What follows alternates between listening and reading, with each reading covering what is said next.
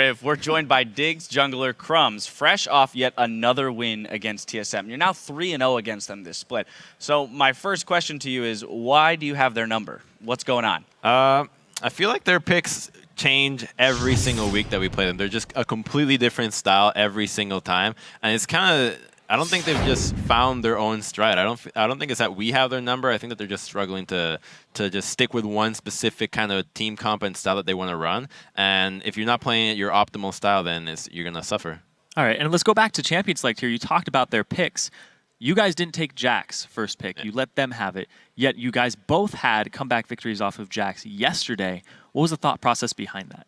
So we knew that they really valued Jax because they first picked it yesterday against Curse. So obviously you want to put that champion a really high priority. We thought they'd take it early, and they actually took it in the first rotation. But we didn't really care because we thought that we'd be able to just out-team fight them. So we came in with a game plan as to how to deal with a split push pressure, and we ended up just taking Vi, which is a really good... It's kind of like a Nocturne almost. That if you're split pushing alone, you're going to get caught out. Vi with Twisted Fate. If you're just trying to split push, you're going to get collapsed on every single time. And Lulu is a really strong lane bully, and they didn't actually ban out Lulu, which means that we could have the early advantage on the Jax in the beginning of the game, which meant that I thought they were going to put a lot of pressure on the Lulu lane, especially with the D-Blade start on Jax, but I guess not. And then that meant that we had a really strong lane bully in the beginning of the lane for Jax, which meant that it just stalls longer for how much time he needs to ramp up and just be that split push monster.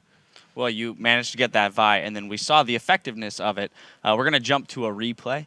4 minutes in, it's the first blood that you get in the mid lane. And just kind of walk us through it, your thoughts. So I knew that he warded that, but we also knew that Jax had not warded something top. So I had a free time to gank him from behind. And just a knockback puts him right in range for that. And then I just try to flash in front of the satchel charge so that it knocks me forward and not backwards. And with Shifter flashing after me, I just try to tank a little bit of the turret so that he didn't get the aggro and free kill. Even though none of our mid laners have Ignite, that just meant that with so much damage on Vi, with pretty much a fully charged Vault Breaker with the armor reduction and gold card, we were able to kill him even if it zigs with heal. Right, so we saw the first blood mid lane, which helps your mid laner. We also have Lulu in the top lane, who's pressuring Jax hard. Now that you've established this early dominance and early lead, as one of the leaders of the team, what are the next steps? What are you telling your team that you need to do now to ensure victory? Well, Dragon's the only thing that matters. So we managed to push out Jax and pressure him so much, which we just basically established a lot of ward controls around mid lane, making it so that TF could just go unseen, which puts a lot of split Destiny pressure. So we're thinking the enemy team's just like, oh, well, TF is off the map. He's looking for a play.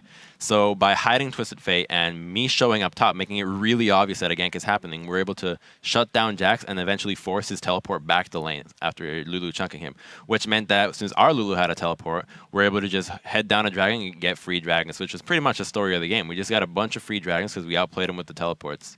Another story of the game, though, is you guys went for 3 Barons, and the first one was at 27 minutes. Yeah. That was actually a pretty big change for Dignitas in the overall. You guys have pretty much shied away from it and thrown at it a couple times, and notorious for that. Why is that changed now, and you guys just have so much control, and it seems so easy for you now to take those Barons? I don't think this split we've actually thrown that Baron, really. We're getting really good at just understanding when to do it, and it's just a matter of really thinking about it, because before we'd use Baron as a tool of, oh, we're losing, let's just try Baron. Right? Or, oh, we're even. Oh, let's just try Baron. Let's just see what happens. So now we're actually, okay, well, Baron, we can use this as a tool to actually get it if they're not in range, or we can just bait it in. Now, we failed to do that a couple of times, but we managed to not really do anything because we had such a good position on them that they're not able to capitalize on our damage from Baron quickly enough.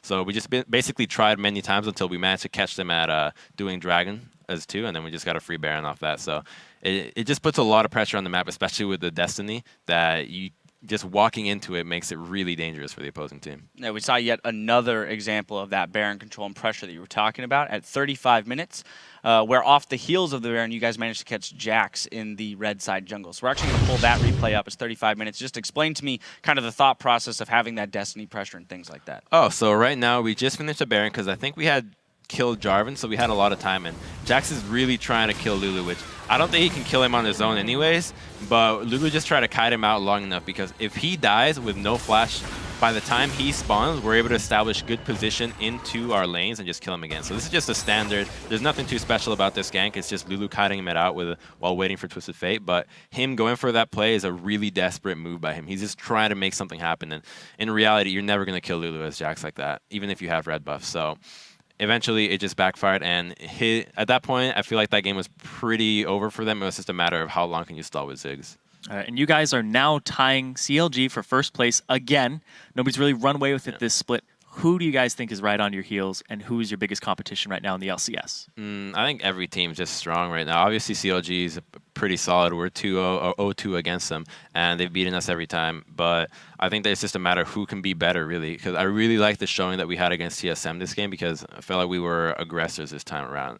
Like maybe they didn't do what they wanted to do, but in the end, we managed to be aggressive against something like a Ziggs and make the plays that we needed to do to win. So that shows that we have an understanding as to what we need to do to win a game and not just win off the mistakes of the opponent. All right, well, tomorrow you guys actually have your 2-game day against Complexity and Cloud9. What are you guys looking to do to prepare for those two teams? Anything special coming out? Well, not really. I mean, our picks and bans are just the only crazy thing that you'd be able to see. But besides that, Complexity looked really solid yesterday against CLG, which they had a game, I think, like a 5K gold lead at 10 minutes, which they should have won off that decidedly. But they ended up throwing a Baron. But they looked really good, and they're playing up next against EG. So just scouting out their matches and just being able to formulate something about the information you can gather from 2 matches in a row should prepare better plans for the future games that we have. Same thing goes for C9.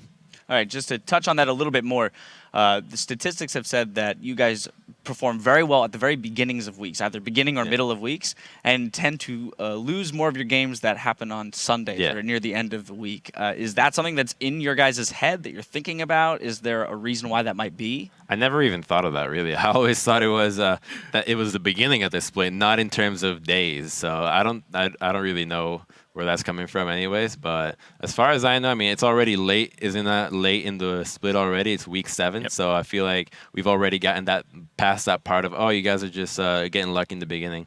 But as far as playing on Sunday, I mean, if anything, our worst game would have been a day because we don't like waking up this early. For us, waking up early is 9 a.m. We're like, oh, don't wake me up at this hour. But we were able to actually pull it off, sleep early, and do that. So since tomorrow we don't play first game, I think we'll be fine. An interesting point, though, is 4 of your 5 losses are on the last day of the week.